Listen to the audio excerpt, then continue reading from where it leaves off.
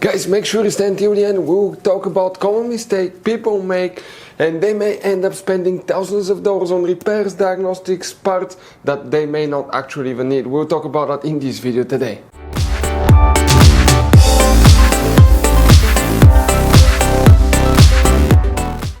Even before we start, guys, let us share something with you.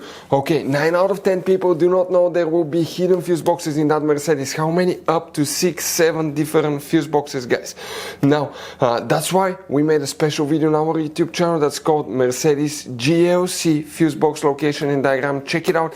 It's a video that can save you thousands of dollars in future repairs. Now, guys, when we make all these free videos, we take every single car apart that we get here at the garage. We make at least 200 to 300 free repair videos. We show you how to fix engines, transmission, codes, fuses, relays, because our mission at the garage is to save you as much money as we can. All we need, guys, in return, subscribe to the channel, like the video, that way we can keep making these free videos. By the way, guys, check out our YouTube channels. We have more than 19,000 free repair videos that can save you thousands of dollars in future repairs. So let's go ahead and start on it now.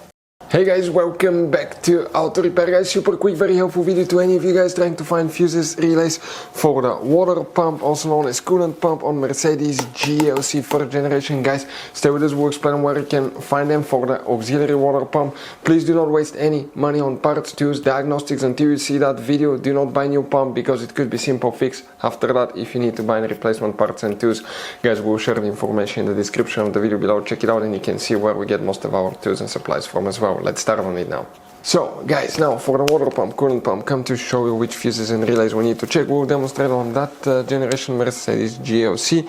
What we guys need to do now here, we need to open the hood, and when you open the hood facing the engine on the right side under this cover, see that's where you add the windshield washer fluid right in front of it. Remove that cover is the main engine fuse box.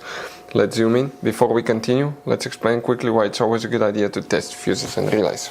So guys, let us tell you something really quick, guys. People make one common mistake. They never test fuses, relays. They look at them and they assume they're good. At that point, they think they have a good fuse or relay and they start replacing modules, computers, parts that can cost you thousands of dollars in repairs, guys. Always test your fuses. You have no idea how many cars we fixed for customers that said, oh, I checked the fuse, everything's fine, but I still have a problem.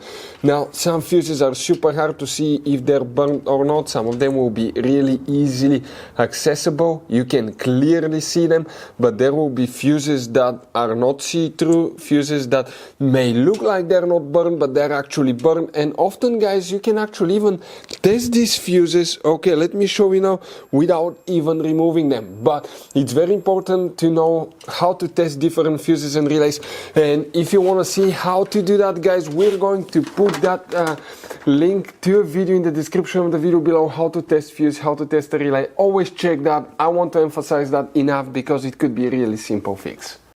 You wonder where that fuse is located. For any of you that have the electric coolant pump, guys, specifically our model doesn't have it, but if you have it, you see that fuse right here. It will be a humongous fuse. It will be big like this one, but it will be right here. That's known as fuse number 107.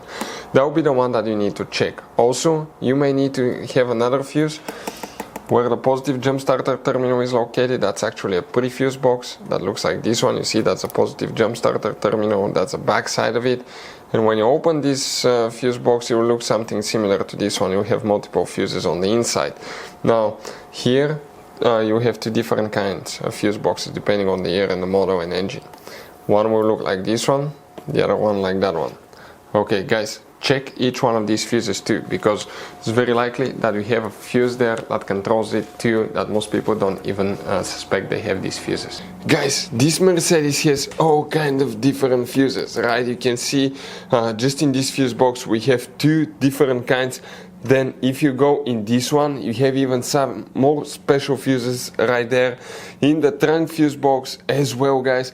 Now, it's always a good idea to keep some spare ones, guys, in the glove box for a peace of mind. That way, if you're in the middle of nowhere, you need a fuse, you replace it, you're back on the road. Otherwise, we'll be stuck in the middle of nowhere, guys. We'll share the links in the description of the video below where you can get replacement fuses, relays, where we get most of our tools, part supplies from as well. Hopefully, guys, the video was helpful. If you have any questions, don't hesitate to let us know. Thank you for watching and see you next time.